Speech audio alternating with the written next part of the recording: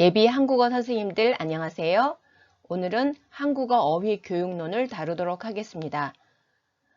한국어 어휘의 특징과 어휘를 학습자에게 어떻게 효과적으로 가르칠 것인가에 대한 그런 내용을 다루도록 하겠습니다. 수업 시작하겠습니다.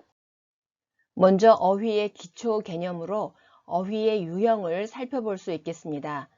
어휘의 유형은 단어의 어휘의 종류별로 어종별, 그리고 기능별로 나눠볼 수가 있겠는데요. 먼저 어휘의 어종별로 나누게 되면 고유어, 우리말, 순우리말, 한자어, 외래어 이렇게 세 가지로 그 어종을 나눠볼 수 있겠습니다. 첫 번째 고유어의 특징은 감정, 감각, 그리고 기초 어휘가 많습니다. 그리고 하나의 단어가 여러 가지 뜻을 갖는 다이어의 비율이 높죠. 이 단어의 특성에 맞춰서 상황, 감정을 직관적으로 느낄 수 있는 시각자료 또는 맥락을 통해서 고유어를 가르쳐야 합니다. 두 번째 어종으로 한자어가 있는데요. 한국어의 어휘 50에서 60% 이상을 차지하고 있고, 그리고 조어력이 굉장히 뛰어납니다. 단어의 생성력이라고 할 수 있죠. 예를 들면 이름절에 학이라는 말이 들어간 여러 가지 단어들을 살펴볼 수 있습니다. 이러한 조어력에 근거해서 하나의 이름절의 단어의 뜻만 알면 그것이 붙는 다른 단어도 뜻을 충분히 추론할 수가 있습니다. 자, 그래서 어휘 확장 전략에 잘 쓰이는 어종이 바로 한자어가 되겠습니다. 외래어는 외국에서 유입되어 국어처럼 쓰이는 단어, 텔레비전이나 버스, 한국어로 더 이상 대체할 수 없는 그런 외국어가 바로 외래어가 되겠습니다. 이와 반대로 한국어가 있어서 바꿀 수 있는 그런 말들은 외국어라고 하죠. 그래서 외래어와 외국어의 개념 차이는 그렇습니다. 그리고 이 외래어를 말할 때도 학습자의 모국어와 의문적, 의미적인 차이가 생길 수 있습니다. 한국에 쓰이는 외래어가 그 나라의 의미를 갖지 않을 수도 있거든요. 그래서 한국어화된 정서법을 유의해서 지도해야 합니다. 두 번째 어휘의 유형으로는 기능별로 나눠볼 수가 있는데요. 이해 어휘 또는 수용 어휘, 표현 어휘 또는 생산 어휘라고 말할 수 있습니다. 이해 어휘는 듣거나 읽었을 때 뜻을 아는 그런 어휘 부류를 이해 어휘라고 합니다. 학습자가 가진 어휘 지식 중 범위가 가장 넓죠. 알고 있는 걸 다 표현하진 않습니다. 지식적으로 알고 있는 것들, 책을 읽으면서 알게 된 단어들 이런 것이죠. 그리고 표현 어휘는 말하거나 쓸 때 직접 구어로 사용하는 어휘를 말합니다. 이해 어휘의 그 범위에 비하면 표현 어휘는 훨씬 작죠. 그리고 어휘 교육론에서 추구하는 목표는 결국은 알고 있는 이해 어휘를 얼마나 잘 사용하도록 표현 어휘로 전환시키느냐, 이것이 어휘 교육론의 중요한 관점이라고 볼 수 있겠습니다. 자, 그렇다면 이런 어휘를 어떤 기준으로 선정해서 우선순위를 두어서 가르치게 될 것인지 그 교육용 어휘 선정의 기준을 살펴보도록 하겠습니다. 자, 첫 번째는 빈도입니다. 말 그대로 자주 사용하느냐, 얼마나 실생활에 자주 사용되는가, 평생 한두 번 써볼까 말까 하는 것은 교육용 어휘에는 적절하지 않죠. 그래서 기본 어휘들, 기본적인 기준이 되겠습니다. 그리고 두 번째는 범용성인데요. 특정 분야, 어떤 전문 분야에만 쓰이는 어휘가 아니라 그 어휘가 다양한 맥락에도 잘 쓰이는 그런 것들이 어휘를 선정할 때 기준으로 쓰이게 됩니다. 그리고 생산성은 이 어휘를 알게 되면 다른 복합어, 합성어 또는 파생어 이런 것과 연결지어서 더 많은 어휘를 만들어내는가 이런 거죠. 예를 들면 하다가 들어간 경우는 새로운 동사들을 굉장히 많이 만들어냅니다. 먹다 같은 경우도 그렇죠. 자, 그리고 네 번째는 필요성인데요. 빈도는 낮지만 학습자에게 그 생활을 할 때 꼭 필요한 어휘, 자, 이런 특정 목적에 맞는 그런 어휘인지 이런 것을 살펴보는 거죠. 예를 들면 지금 초급 학습자를 할지라도 외국인 등록증을 만들기 위해서 출입국관리사무소로 가야 된다라고 한다면 그 출입국관리사무소 자체는 좀 긴 어휘를 할지라도 필요한 알아둬야 되는 어휘이기 때문에 이것을 미리 알려주는 것 또한 필요성에 의한 어휘 선정이 되겠습니다. 그리고 마지막으로 학습 가능성인데요. 학습자의 숙달도 수준에서 배우고 이해하기 적절한 난이도인가? 예를 들면 초급 학습자에게 필요한 수준에 맞는 그런 난이도를 갖고 있는 어휘인지 아닌지에 따라 이제 숙달도별로 급별로 교육용 어휘를 선정할 수 있겠습니다. 자, 이렇게 선정된 어휘를 효과적으로 학습자들에게 인지를 시키려면 그냥 개별 단위로 안내를 하는 것보다는 단어 간의 어떤 관계를 통해서 수업을 하게 되면 학습을 더 잘할 수 있다. 자, 이런 관점에서 단어를 하나만 외우는 것보다는 의미망으로 묶어서 가르치는 것이 더 효과적입니다. 이렇게 묶어서 지도를 하게 되면 체계적인 구조로 가르치게 되기 때문에 인지적인 체계화가 일어나서 장기 기억으로 오래 기억되는 것으로 전환되기가 쉽습니다. 그렇다면 이 어휘들의 의미 관계를 하나씩 살펴보겠습니다. 먼저 유의 관계입니다. 유의 관계는 우리가 일반적으로 동의어, 동의 관계라고 얘기를 하는데요. 어차피 의미가 완전히 같은 동의어는 없기 때문에 유의 관계, 유의어라고 말하는 게 더 정확합니다. 유의 관계에 있는 단어들을 잘 들여다보면 그들의 쓰임이 약간씩은 차이가 있는 게 나타납니다. 미세한 맥락, 뉘앙스, 문법적인 결합 제약이 다릅니다. 또는 격식적인 것과 비격식적인 것, 또는 높임의 높고 낮음, 이런 것들의 차이를 보여주는데요. 고치다와 수리하다를 보면 순우리말, 고유어와 한자어휘죠. 이런 것들이 유의관계를 이루는 그런 단어들이 많이 있는데요. 여기서도 좀 격식적인 상황에서는 수리하다는 말을 더 많이 쓰는 것 같습니다. 문어에서도요. 그리고 밥과 진지를 보면 밥은 보통의 밥, 그리고 진지는 높임의 밥 이렇게 되는 거죠. 그 높임의 차이도 분명히 드러납니다. 그리고 결코와 반드시도 마치 결론적으로는 비슷한 의미를 가지고 있지만 문법적인 상황을 보면 사용을 보면 결코는 안 한다, 반드시 한다. 이래서 부정 표현과 긍정 표현과 잘 연결되는 것, 이런 문법적인 결합의 차이도 분명히 드러납니다. 두 번째로 반의관계는 의미가 서로 반대되는 그런 단어들이죠. 이 단어들을 세트로 함께 제시하면 기억의 대조, 뭔가 차이를 느끼면서 어휘를 받아들이는, 습득하는 속도가 빨라진다고 합니다. 그래서 크다를 가르칠 때 작다도 함께 가르치고 살다를 가르칠 때 죽다도 가르칠 수 있죠. 또는 물건을 살 때 쓰는 싸다, 비싸다 이것도 함께 배우게 됩니다. 그럴 때 훨씬 더 효과적이란 말입니다. 그리고 세 번째로 의미 관계로 상하 관계가 있는데요.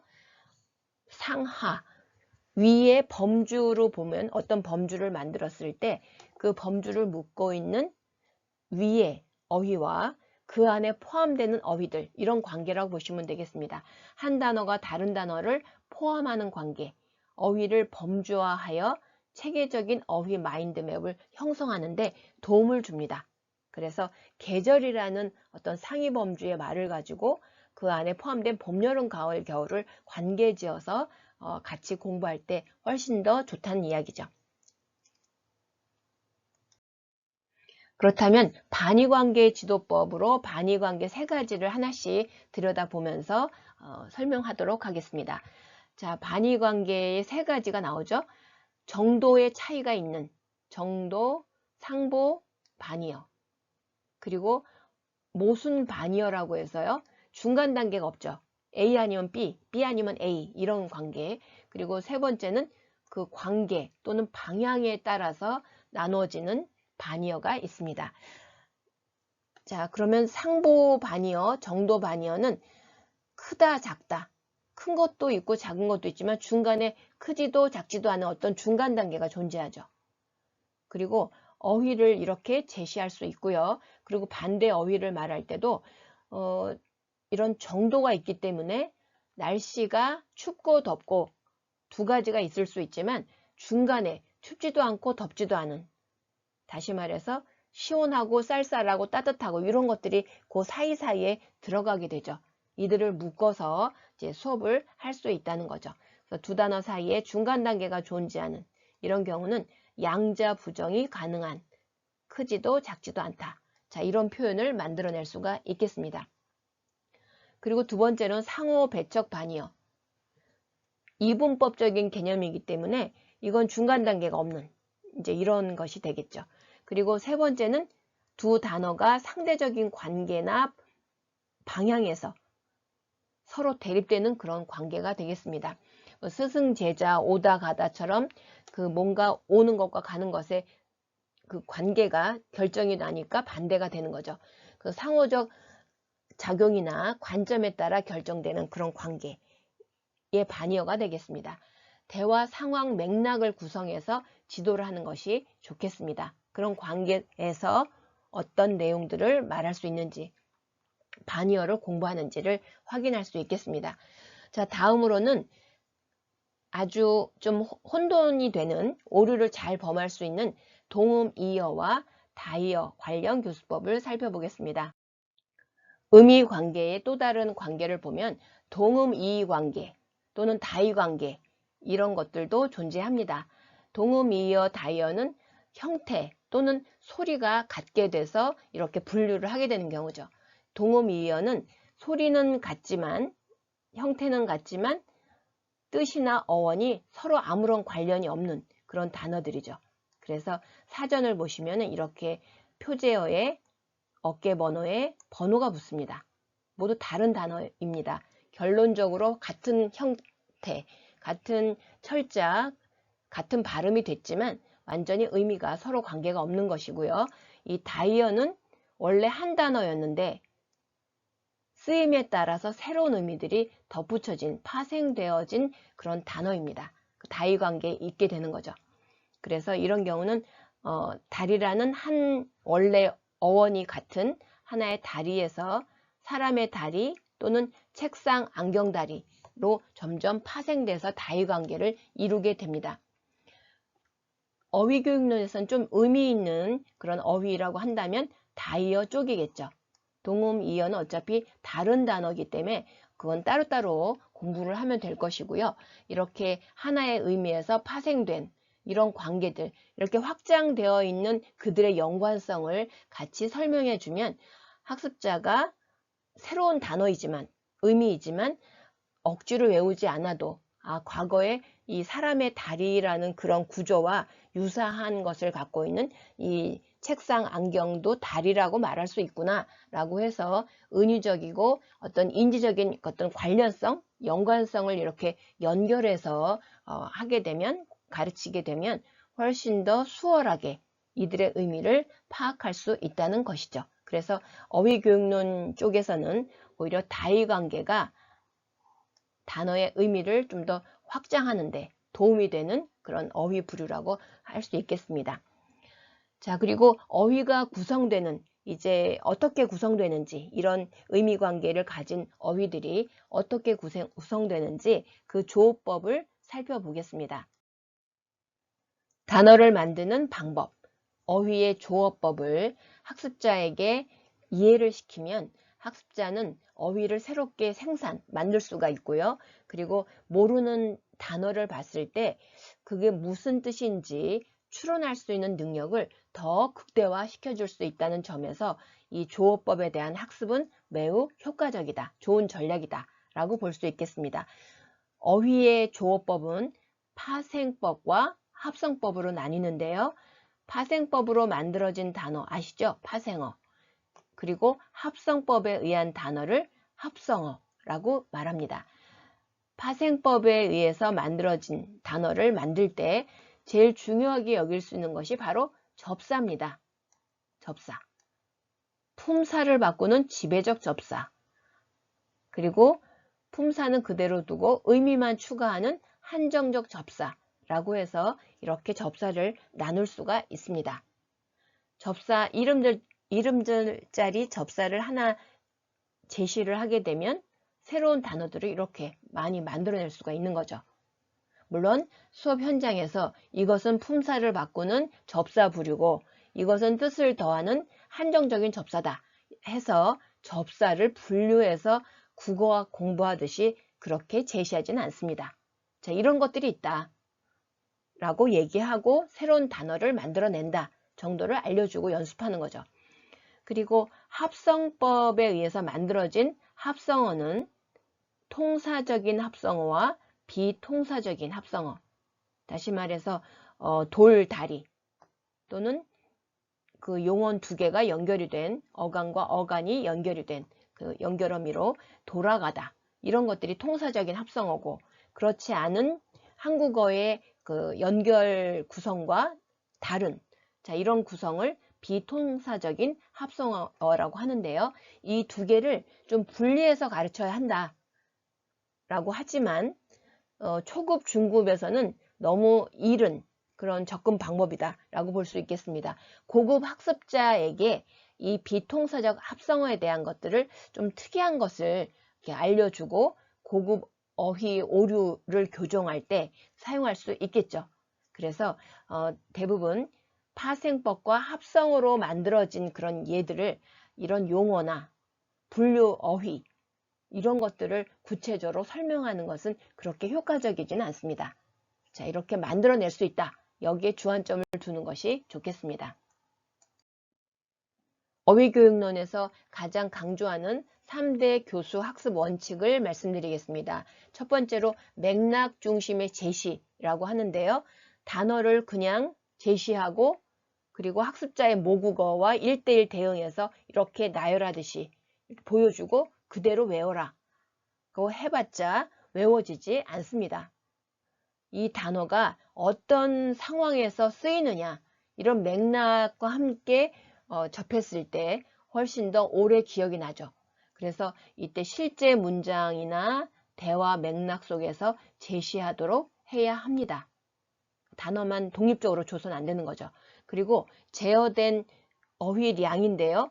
너무 새로운 단어를 한 시간에 너무 많이 주게 되면 그거를 습득하기도 전에 다 흘러내리는 거죠. 흡수가 되지 않습니다.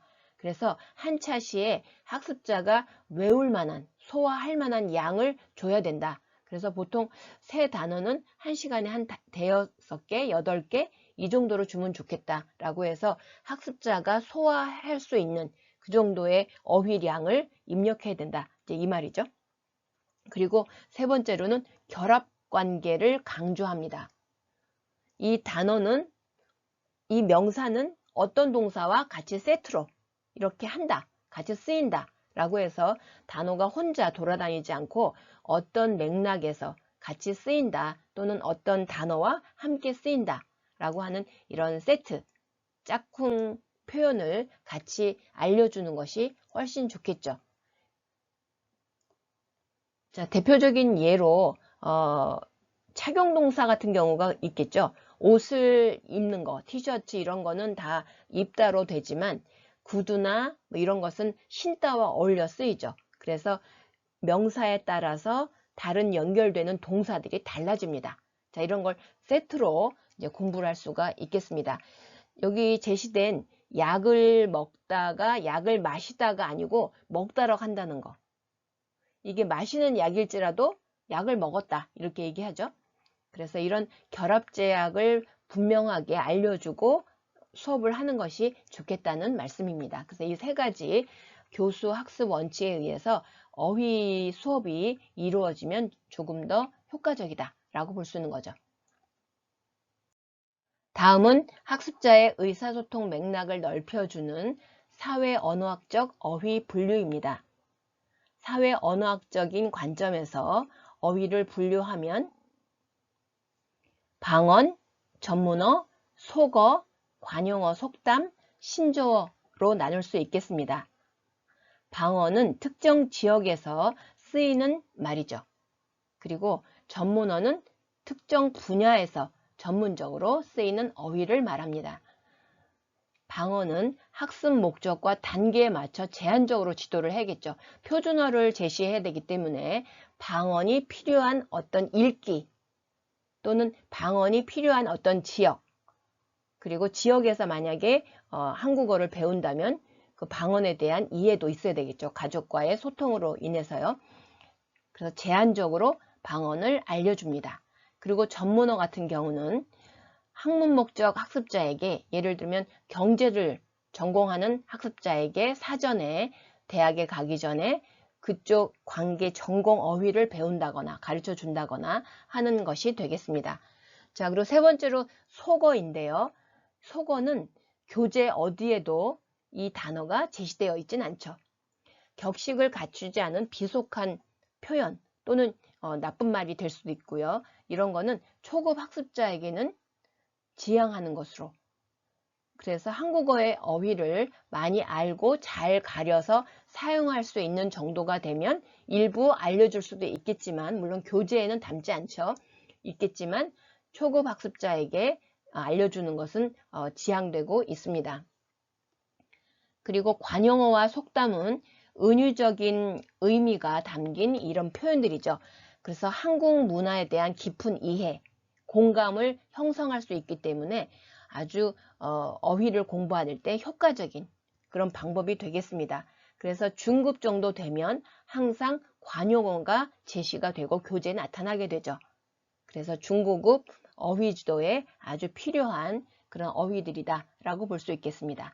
자, 신조어는 새로 생겨난 사회적으로 쓰이는 그런 어휘들이죠. 그래서 실생활에서 자주 쓰이는, 실생활의 그 언어 유창성을 높이는 데는 이 신조어를 알려주는 것 또한 도움이 됩니다. 그리고 학습자에게 과거에 썼던 말과 그리고 교사의 나이에 따라서도 이 선택되는 어휘가 달라질 수도 있습니다. 그래서 이 교사는 계속해서 새로운 어휘들에 대한 그런 공부도 계속 해야 되겠죠. 그래서 고급 단계나 특정 목적 학습자에게 매우 유용한 것이라고 볼 수 있겠습니다. 한국어 어휘 교육론의 마지막 부분인데요.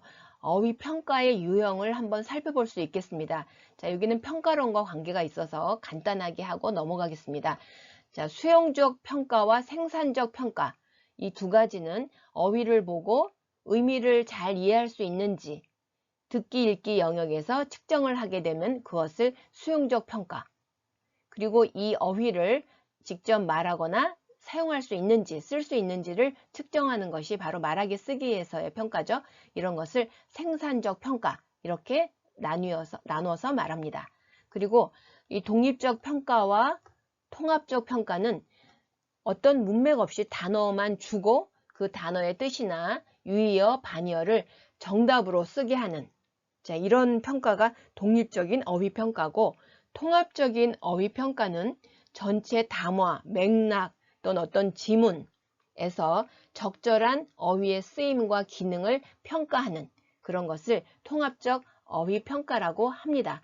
자, 이것은 나중에 더 자세히 할 수 있으니까요. 자, 여기서 빨리 하고 넘어가도록 하겠습니다. 자, 이제 문제를 풀어보도록 하겠습니다. 다음 예문에 밑줄 친 손의 의미 관계를 정확하게 정의한 것은? 그는 손이 커서 음식을 항상 많이 장만한다. 빗길에 미끄러져서 손을 다쳤다. 이 두 문장에 나와 있는 이 두 개의 손, 이 손의 의미 관계는 무엇일까요? 자, 1번에서 4번까지 골라보시기 바랍니다. 자, 그러면 시간 5초 드리겠습니다.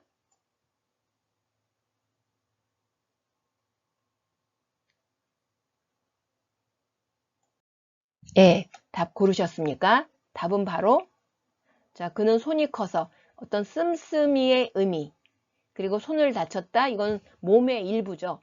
자, 이런 의미로 쓰인 손들입니다. 자, 그래서 답은 바로 네, 2번이 되겠습니다. 두 단어는 하나의 표제어로 의미가 더 넓어진, 파생된 다이어 관계에 있는 말입니다. 그래서 손이 크다, 의 손과 그리고 뭔가를 쓴다 하는 씀씀이의 주변 의미로 확장된 단어입니다. 나머지는 어원이 전혀 다른 동음이어 아니죠. 어원이 같습니다. 손은. 그리고 두 단어는 서로 대립하는 반의관계다 아니죠. 반의어 아닙니다. 두 단어는 개념을 포함하는 상하관계다 아니죠. 포함되지 않죠. 자, 이렇게 해서 오늘 기출문제를 풀어보았습니다. 자, 이렇게 해서 17일차 수업을 모두 완료했고요. 여기에 나와 있는 용어들, 어휘, 어종, 어휘 유형, 어휘 분류, 그리고 그 의미들의 관계, 그리고 교수 학습 방법 이런 것들을 다시 한번 확인해 보시고요. 그리고 블로그에서 더 자세한 내용을 다뤄 놓았으니까 여러분들이 복습해 보시고 추가된 기출문제도 풀어보시기 바랍니다. 자, 오늘도 여러분의 꿈을 응원합니다. 다음에는 발음교육론으로 여러분을 찾아뵙겠습니다. 감사합니다.